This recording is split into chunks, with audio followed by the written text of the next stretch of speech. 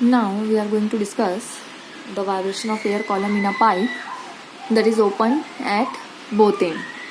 Okay, so in this case we have to consider a pipe which is open to both ends.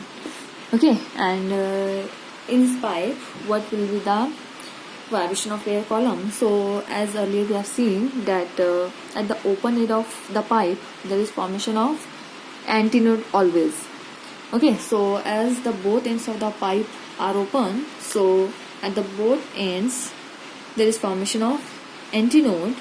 So see, यहाँ पर भी हम लोगों का ये antinode बनेगा and here is also formation of antinode. ठीक है, and antinode थोड़ा सा पाइप के बियॉन्ड जाता है, so this will be the formation of antinode.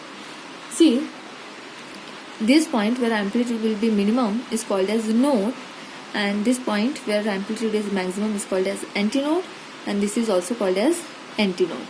So in the first mode of vibration of air column, in a pipe open to both ends, it is formation of one node and two antinodes. In the first mode of vibration, there is formation of only one node and two antinodes. Okay, so now what will be the length, that is corrected length, यहाँ से लेकर यहाँ तक हम लोग की जो length रहेगी पाइप की, that is capital L, and this is equal to, see, ये हम लोगों का यहाँ पर भी नोड है और यहाँ पर भी नोड है. So what will be the distance between two consecutive antinodes? So earlier we have seen that the distance between two consecutive antinodes is equal to lambda by 2. So this distance will be lambda by 2. Obviously देखो ये वाली जो अगर आप देखो, this is half loop, this is also half loop. तो half loop दोनों मिलाकर one सिंगल लूप हो जाएगा, और सिंगल लूप की वैल्यू कितनी होती है? लैम्बडा बाय 2 होती है. So this value will be lambda by 2. यहाँ पर हम लोग को नेक्स्ट मोड ऑफ वाइब्रेशन देख लेते हैं. ठीक है, फिगर यहाँ पर ड्रॉ कर लेते हैं. This will be the next mode और second mode of vibration. So in this mode of vibration at the open end there is formation of antinode.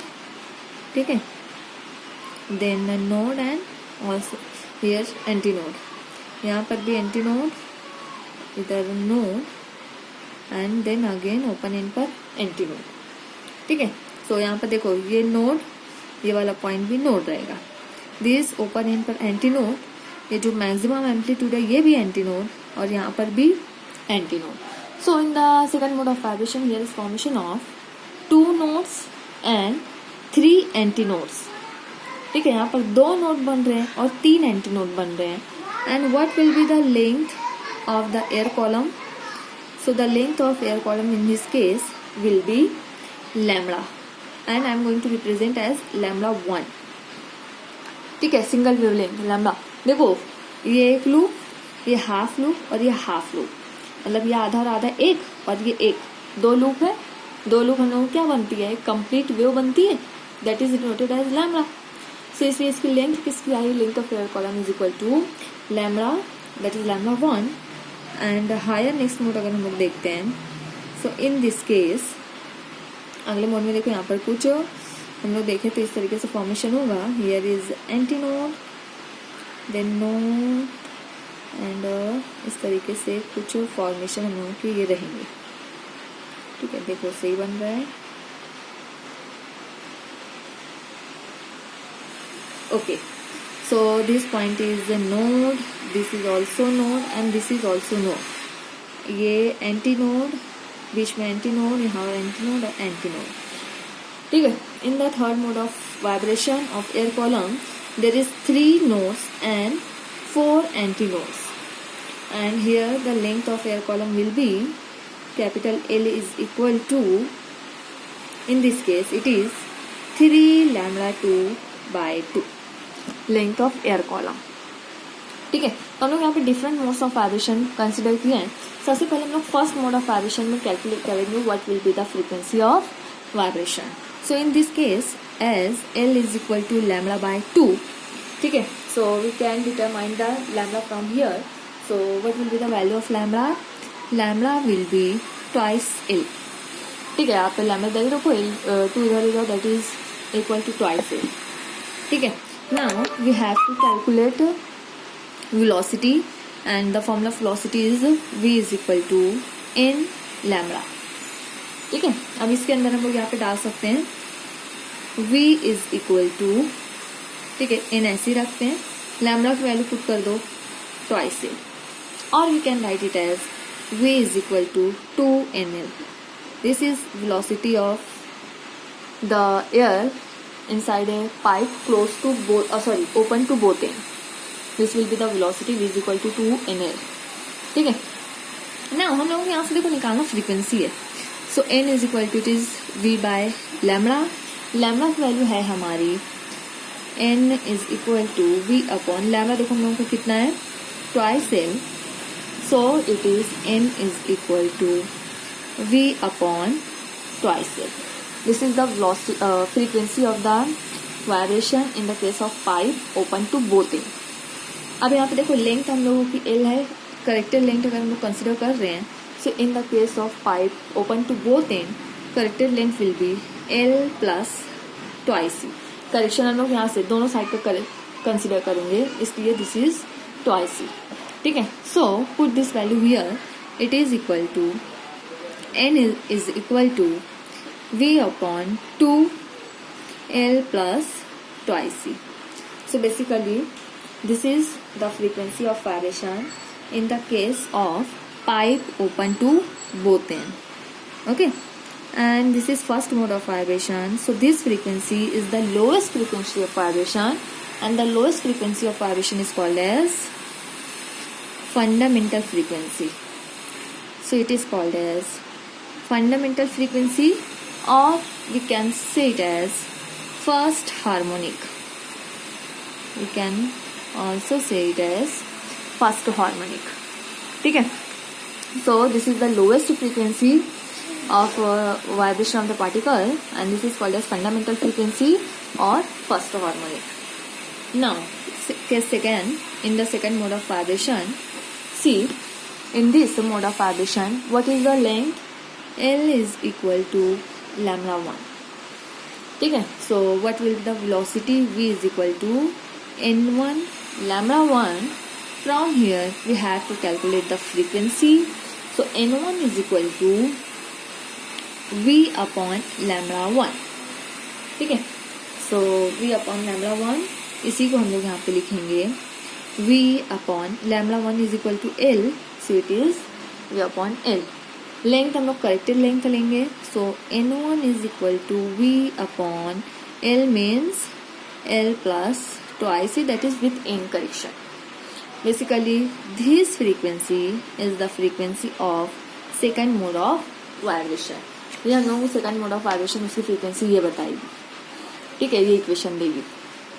देखो अब इसी इक्वेशन को हम लोग क्या करते हैं, 2 से मल्टीप्लाई और डिवाइड कर लो. ठीक है, सो मैं इसी इक्वेशन को क्या कर रही हूँ, n1 is equal to 2v upon 2l plus twice C. v upon L plus twice C ऐसे ही रखा है, 2 से मल्टीप्लाई एंड 2 से डिवाइड किया. बेसिकली इक्वेशन को कोई फर्क नहीं पड़ा, कोई चेंज नहीं आया.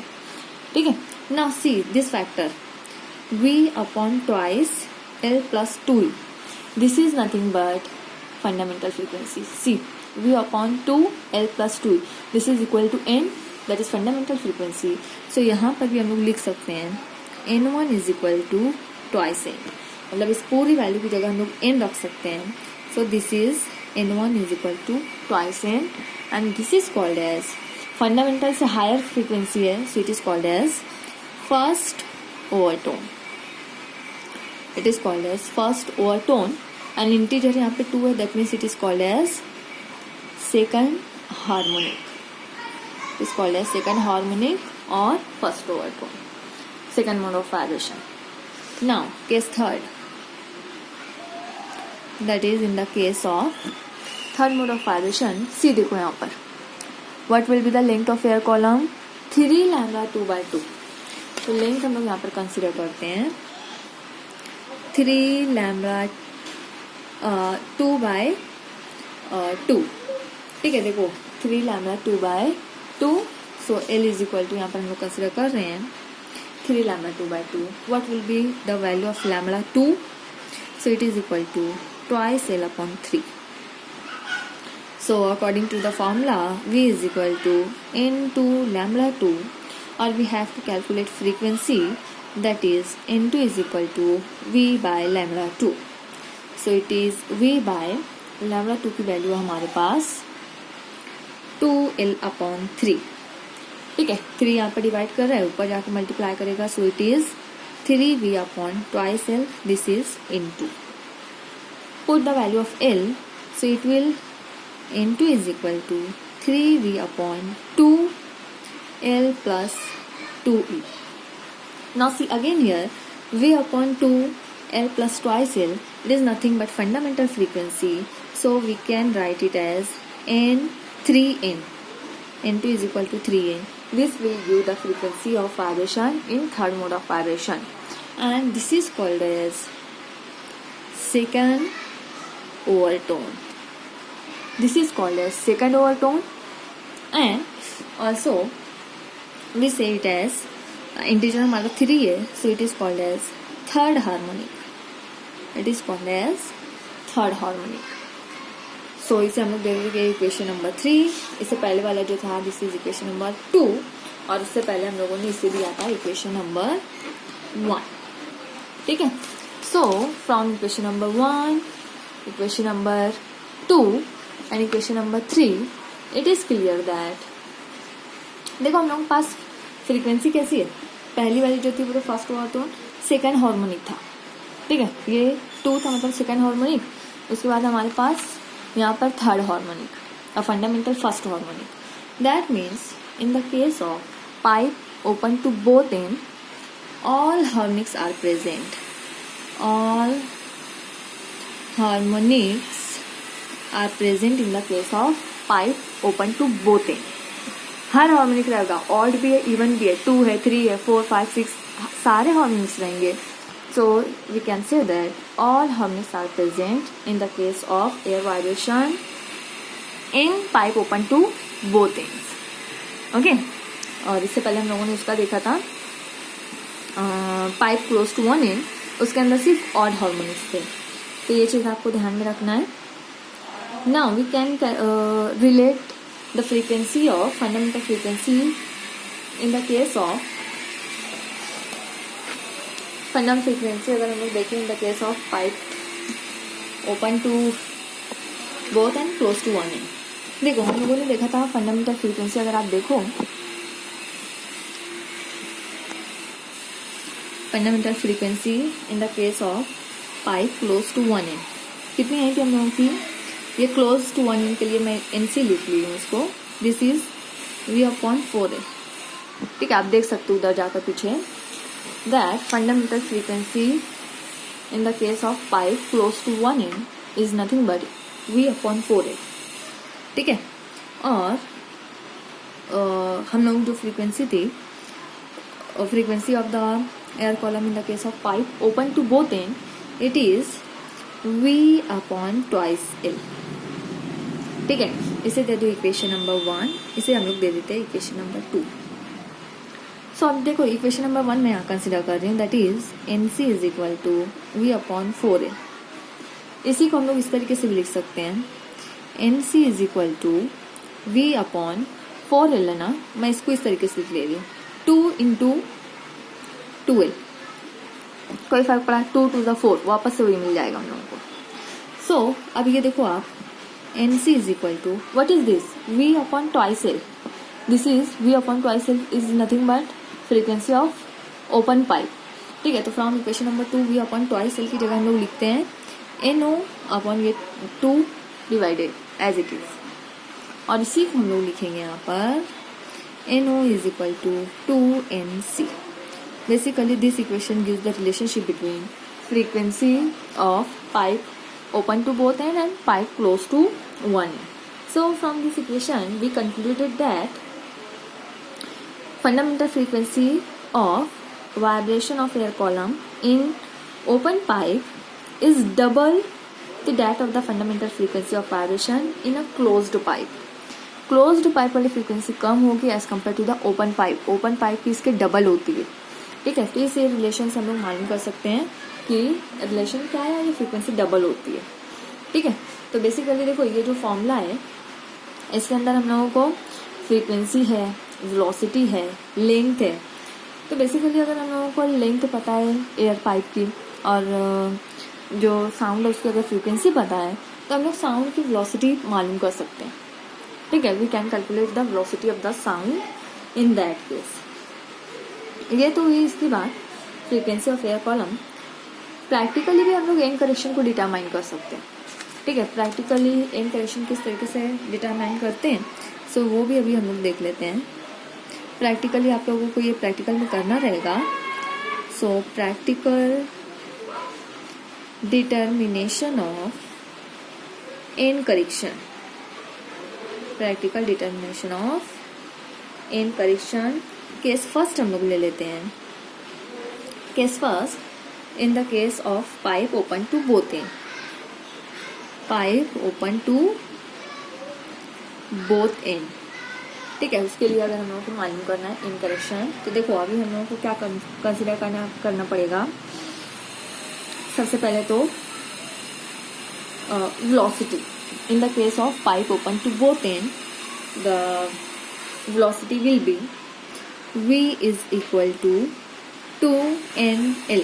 ठीक है, अभी हम लोग पीछे ये निकाले थे velocity v is equal to twice nl। ठीक है, सो अगर हम लोग यहाँ कंसिडर कर रहे हैं दो पाइप अगर हम लोग लेते हैं, to pipes of same diameter but different length L1 and L2, अगर हम लोग दो डिफरेंट लेंथ ले लेते हैं so we can write it as v is equal to 2n1 L1 it is equal to 2n2 L2 और from here we can write it as n1 L1 is equal to n2 L2। L2 को हम लोग लिख सकते हैं ना as a corrected length. So n1 L मतलब L1 plus 2e, क्योंकि पाइप हमारा दोनों साइड से ओपन है इसलिए करेक्शन हम लोगों को दोनों साइड से कंसिडर करना है। So it is corrected length is S and n2 L2 को हम लोग लिखेंगे L2 plus twice e। We have to calculate e। ठीक है, एंड करेक्शन हम लोग डिटरमाइन कर रहे हैं। सो इस पूरे ब्रैकेट को हम लोग ओपन करते हैं। सो देखो इसको मल्टीप्लाई करेंगे, it is n1 L1 plus n1 2e, it is n2 L2 plus n2 2e। ठीक है, टर्म्स हम लोग एक साइड पे ले लेते हैं। यहाँ से ये वाली n1 2e मैं इधर ही रख रही हूँ, इस वाली टर्म को इधर लाएंगे, ये माइनस हो जाएगी। n2 2e it is n2 L2, ये टर्म इधर आएगी n1 L1। यहाँ से देखो कॉमन क्या है, ट्वाइस को हम लोग यहाँ से कॉमन निकालते हैं। Remaining term are n1 minus n2 and from here n2 L2 minus n1 L1 and we have to calculate this e and correction. So e को इधर ही रखते हैं। From here n2 L2 minus n1 L1 divided by 2 n1 minus n2. This is the end correction, or we can also write it as E is equal to n1 L1 minus n2 L2 divided by 2 n2 minus n1। आप ऐसे लिखो या ऊपर की इस तरीके से लिखो, दोनों सही है। ठीक है, ये भी सही रहेगा, ये वाली इक्वेशन भी सही रहेगी। तो प्रैक्टिकल हम लोग इस फॉर्मूले को यूज करके एंड करेक्शन कैलकुलेट करते हैं। This is the formula for determination of end correction practically. ठीक है, and this is for pipe open to both end. Now we have to calculate this end correction for second. हम लोग consider कर रहे हैं pipe closed to one end. अगर एक side से पाइप क्लोज्ड है उस टाइम पर हम लोग उसको किस तरीके से निकालेंगे। So in that case velocity v will be 4nl and I can write it as v is equal to 4n1 L1 is equal to 4n2 L2। So in that case it is 4 get cancel, so it is n1 L1 it is equal to n2 L2 and N1 as it is, L1 मतलब corrected लेना अगर हम लोग लेते हैं corrected lane, so it can be written as L1 plus E because pipe is close to one end. Correction हम लोग सिर्फ एक साइड से लेंगे इसलिए सिर्फ E रहेगा, ट्वाइस E नहीं रहेगा. N2 L2 plus E. We have to calculate E from here, so open this bracket. It can be written as N1 L1 plus N1 E. It is N2 L2 plus N2 E.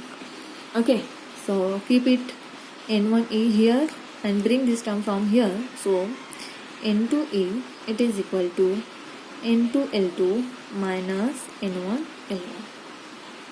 Okay, common, take E as a common. Remaining terms are N1 minus N2. This is equal to N2 L2 minus N1 L1. So that means E is equal to N2 L2 minus N1 L1 divided by N1 minus N2. This is the formula for determination of N correction, or we can write it as E is equal to N1 L1 minus N2 L2 divided by N2 minus N1. Same formula. So this is the formula for determination of N correction. Okay, in the case of pipe close to one end. Remember this formula we have to use in numericals. Okay, so this is the vibration of air column.